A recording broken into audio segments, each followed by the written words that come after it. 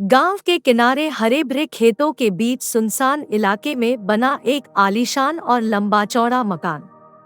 मकान के इर्द गिर्द पसरा हुआ सन्नाटा, गहरी रात का अंधेरा। दो मंजिला मकान की दूसरी मंजिल के चारों तरफ गैलरी बनी हुई थी। कंधों पर दोनाली बंदूक लटकाए उस गैलरी में मुस्तैदी से दो पहरेदार घूम रहे थे। रफ्ता रफ्ता रात ढली। जैसे ही भोर होने को आई और घड़ी की सुइयों ने ठीक 5 बजाए, तभी एक बंदूकधारी ने छत पर लोहे की जंजीर के सहारे लटक रहे पीतल के घंटे को बजाना शुरू कर दिया। घंटे की आवाज सुनकर परिवार का हर सदस्य नींद से जागकर अपने दैनिक कार्यों में लग गया। नित्यकर्म से निपटने के बाद घर की स्त्रियां नाश्ता तैयार करने में जुट गईं और पुरुष नहा धोकर नाश्ते के लिए कतारबद्ध होकर बैठ गए। नाश्ता करके पुरुष अपने अपने कामों में लग गए, जबकि स्त्रियां बच्चों को स्कूल जाने के लिए तैयार करने लगी। इसी तरह दोपहर 1 बजे घंटे की आवाज सुनकर खेतों में काम कर रहे पुरुष खाना खाने के लिए घर आते हैं और थोड़ा आराम करने के बाद अपने काम पर चले जाते हैं। इतने बड़े परिवार में यह सब बड़े ही अनुशासन में चलता है। नियम संयम से अपना जीवन यापन करने वाला यह संयुक्त और अनोखा परिवार अपने बनाए नियमों पर जी रहा है। मौसम और हालात चाहे जो हो, इस परिवार की दिनचर्या नहीं बदलती। इस अनोखे परिवार की बुनियाद रखने वाले शख्स का सुमेध सिंह। भले ही अब वह इस दुनिया में नहीं है, लेकिन यह बड़ा परिवार आज भी उनके बनाए नियमों, आदर्शों और परंपराओं पर चल रहा है। सुमेध सिंह का परिवार उत्तर प्रदेश के जनपद मेरठ के ग्राम अझौता में रहता था। उनका विवाह 1951 में श्रीमती बीना से हुआ था। उस समय उनकी माली हालत अच्छी नहीं थी। परिवार की आजीविका का एकमात्र जरिया खेती थी। सुमेध सिंह 5 भाइयों में सबसे बड़े थे। गंभीर प्रवृत्ति के होने की वजह से उन्हें परिवार की जिम्मेदारियों का एहसास था। वह अपना अधिक से अधिक वक्त खेती में ही बिताते थे। सब कुछ ठीक ठाक चल रहा था, लेकिन बाद में भाइयों के बीच मतभेद रहने लगे। मामूली बातें भी गंभीर बनने लगी। हालात यह हो गए कि उनके भाई अलग रहने लगे। सुमेध सिंह नहीं चाहते थे ऐसा हो। भाइयों के अलग होने से वह बहुत आहत हुए और परेशान रहने लगे। एक दिन उन्होंने बड़े ही आत्मविश्वास के साथ पत्नी से कहा, बीना, अब तक जो हुआ सो हुआ, लेकिन भविष्य में मैं अपने परिवार को एक सूत्र में बांधकर नई मिसाल कायम कर दूंगा।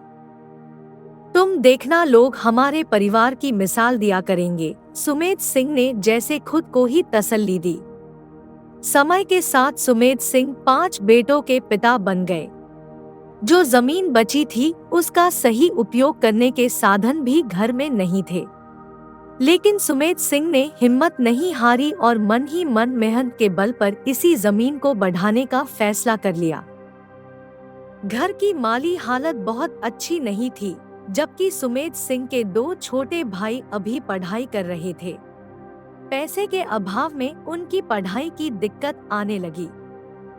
ऐसे दौरे में देवरों के लिए बीना ने अपने जेवर बेच दिए। मानसिक और शारीरिक श्रम की प्रक्रिया चलती रही। वक्त के साथ दोनों छोटे भाइयों में से एक ने एमए और दूसरे ने बीए कर लिया। बाद में उनका विवाह भी कर दिया गया। एक दिन सुमेध सिंह पत्नी से बोले, दोनों बहुओं के और अपने जेवर एक साथ रखना, और हाँ, एक बात और। वह कुछ रुक कर बोले, जिस संदूक में जेवरों को रखो उसमें ताला मत लगाना। जिसका जो मन चाहे वह पहने। जब अपने पराये की भावना नहीं रहेगी तो मनमुटाव भी नहीं होगा। बीना ने ऐसा ही किया। उन्होंने बहुओं को समझाया कि सबके जेवर और कपड़े एक साथ रखे जाएंगे और किसी बक्से में ताला भी नहीं लगेगा। सुमेध सिंह के इस निर्णय और नए नियम पर न तो भाइयों को आपत्ति हुई और न ही उनकी पत्नियों को। रोट ऐसा ही किया गया। इसके बाद परिवार की यह परंपरा बन गई। समय अपनी गति से चलता रहा। मेहनत के दम पर सुमेध सिंह ने कुछ और जमीन भी खरीद ली। इस बीच देखते ही देखते वह 5 बेटों अमर सिंह, राम सिंह, बलवान सिंह, किशन सिंह और गोपाल सिंह के पिता बन गए। वंशबेल बढ़ी तो परिवार में खुशहाली आ गई।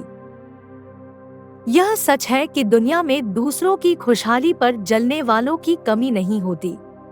कुछ लोग अपने दुख से ज्यादा दूसरों की खुशी पर दुखी होते हैं। गांव के कुछ लोग भी सुमेध सिंह के परिवार से जलन की भावना रखने लगे थे।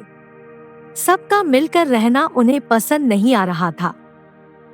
कुछ खुराफाती लोगों ने रात के वक्त उनके घर के बाहर शराब पीकर हुड़दंग और गाली गलौज करनी शुरू कर दी। परिवार के पुरुष कई बार रात को खेतों पर रहते थे और घर में महिलाएं अकेली। निस्संदेह यह चिंता का विषय था। एक रात सुमेध सिंह घर पर ही थे कि तभी 3 से 4 शराबियों ने घर के बाहर हुड़दंग शुरू कर दिया। उनसे नहीं रहा गया तो उन्होंने बाहर आकर कहा, यहाँ क्यों तमाशा कर रहे हो? चाचा, शराब पीकर आदमी तमाशा नहीं करेगा तो क्या पूजा करेगा? यह बहुत बुरी बात है।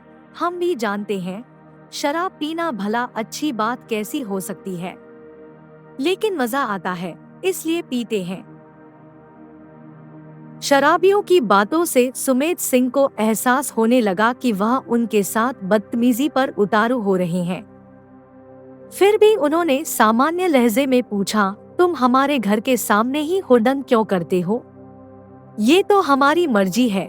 नशे की पिनक में शराबी उनसे लड़ने को तैयार हो गए। एक शराबी अकड़ कर बोला, हमारी बात सुनो सुमेध सिंह, तुम मुखिया होगे अपने घर के, ये सड़क किसी के बाप की नहीं है जो हम तुम्हारे कहने से रुक जाएंगे। इतनी ही शांति चाहिए तो कहीं ऐसी जगह जाकर रहो जहां तुम्हारा हुक्म चल सके। उस वक्त सुमेध सिंह की जगह कोई और होता तो ईंट का जवाब पत्थर से देता, लेकिन वह चूंकि शांत प्रवृत्ति वाले इंसान थे इसलिए उन्होंने अपने गुस्से को जब्त कर लिया। कुछ देर हंगामा करने के बाद शराबी बड़बड़ाते हुए वहां से चले गए। कभी कभी छोटी सी बात के लिए इंसान बहुत कुछ कर बैठता है। सुमेध सिंह को शराबियों की बात कांटे की तरह चुभ गई। वह मेहनत के बल पर आगे बढ़ने वाले धुन के पक्के इंसान थे। उस रात सुमेध सिंह को ठीक से नींद नहीं आई। शराबियों की बातें उनके कानों में गूंजती रहीं। सुबह होते होते उन्होंने उस घर को ही छोड़ने का फैसला कर लिया। कई दिनों के विचार मंथन के बाद एक दिन वह परिवार के सभी सदस्यों को जमा करके उनसे बोले, हम इस घर को छोड़ देंगे। अब हम ऐसी जगह रहेंगे जहां शांति हो, सभ्यता हो और हमारा हुक्म भी चले। परिवार के मुखिया की बात सुनकर सभी चौंके, लेकिन किसी को कुछ कहने या पूछने की हिम्मत नहीं थी। सबको चुप देख सुमेध सिंह आगे बोले, अब हम गांव के कोने वाले खेत में अपना घर बनाकर रहेंगे। वहां खेती की देखभाल भी अच्छी तरह होती रहेगी और शांति भी रहेगी। वहां हमारे अपने नियम होंगे, कायदे कानून होंगे। उनका निर्णय अजीब जरूर था, लेकिन परिवार के किसी भी सदस्य को उनके निर्णय पर कोई आपत्ति नहीं हुई। इसके बाद सुमेध सिंह ने खेत में अपना घर बनवाना शुरू कर दिया। गांव के लोगों को उनके निर्णय पर हैरानी भी हुई और चर्चाएं भी हुई। मकान तैयार हो गया तो पुराना मकान बेचकर पूरा परिवार नए घर में आ गया। वहां नितांत खामोशी और एकांत था। लोगों को उनका खेत में रहना भले ही अजीब लग रहा था, लेकिन सुमेध सिंह खुश थे।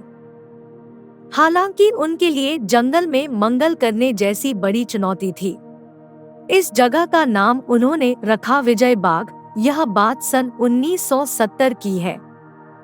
फिलहाल इस परिवार में छोटे बड़े मिलाकर करीब 40 सदस्य हैं। गांव की आबादी से कुछ हटकर रहने वाला यह अद्भुत परिवार है। परिवार में अपना पशु चिकित्सक है, कृषि विशेषज्ञ और इलेक्ट्रॉनिक इंजीनियर है। घर की महिलाओं के कपड़े और आभूषण आज भी एक जगह रखे जाते हैं। जिसका जो कपड़ा गहना पहनने का मन करता है, वह पहन लेती है।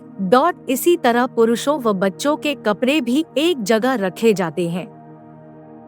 बड़ों में स्नेह है तो बच्चे आज्ञाकारी हैं। न तो बड़ों में अपने प्राय की भावनाएं हैं और न ही छोटों में। घर के हर सदस्य को समान अधिकार प्राप्त है। सबके जीवन के कुछ निश्चित लक्ष्य हैं, जिनकी प्राप्ति के लिए वे पूरी मेहनत करते हैं। परिवार के सभी सदस्य उस धर्म का पालन करते हैं जो इंसानियत सिखाता है। पेड़ पौधों और पशु पक्षियों से प्रेम करना सिखाता है। यह परिवार रोजाना पक्षियों के लिए मकान की छत पर कई किलोग्राम अनाज डालता है। पूरा परिवार अपनी आमदनी का 2.5% दान के रूप में खर्च करता है। यह दान नकद रुपयों और अनाज के रूप में होता है। इस परिवार का कोई भी सदस्य मांस, पान, बीड़ी या शराब का सेवन नहीं करता। सात्विकता की हद यह है कि ये लोग चमड़े से बना जूता तक नहीं पहनते। परिवार के हर सदस्य के लिए शिक्षा प्राप्त करना जरूरी है। दहेज प्रथा का विरोध किया जाता है। परिवार में गरीब घरों की लड़कियां भी बहू बनकर आई है और अमीर घरों की भी सभी समान रूप से रहती है। सुबह उठकर वह बड़ों के पांव छूना नहीं भूलती। वे खाना पकाती हैं, बच्चों को पढ़ाती हैं और कामों से पुरुषों का हाथ बंटाती हैं। परिवार के पुरुष सदस्य खेती के साथ बागवानी करते हैं, डेयरी चलाते हैं और इलेक्ट्रॉनिक्स के उपकरण बनाते हैं। घर में बच्चों के लिए झूले आदि, परिवार की जरूरत के लिए गोबर gas plant, inverter, dish TV जैसी वे सारी सुविधाएं उपलब्ध हैं जो शहरों में होती हैं। यह इंतजाम इसलिए किए गए हैं ताकि कोई अपनी धरती से विमुख न हो। परिवार के किसी सदस्य का कभी किसी से झगड़ा नहीं होता। खुद को आदर्श व्यक्ति के रूप में पेश करना और परिवार को जोड़े रखने की जिम्मेदारी यहाँ हर एक सदस्य की है। फिर भी गलतियां करने पर सजा दी जाती है। सजा के तौर पर घर के बड़े कुछ दिनों तक छोटों को अपने पैर नहीं छूने देते। यह परिवार संस्कारों के सूत्र में बंध कर टूटते बिखरते परिवारों के लिए मिसाल बना हुआ है।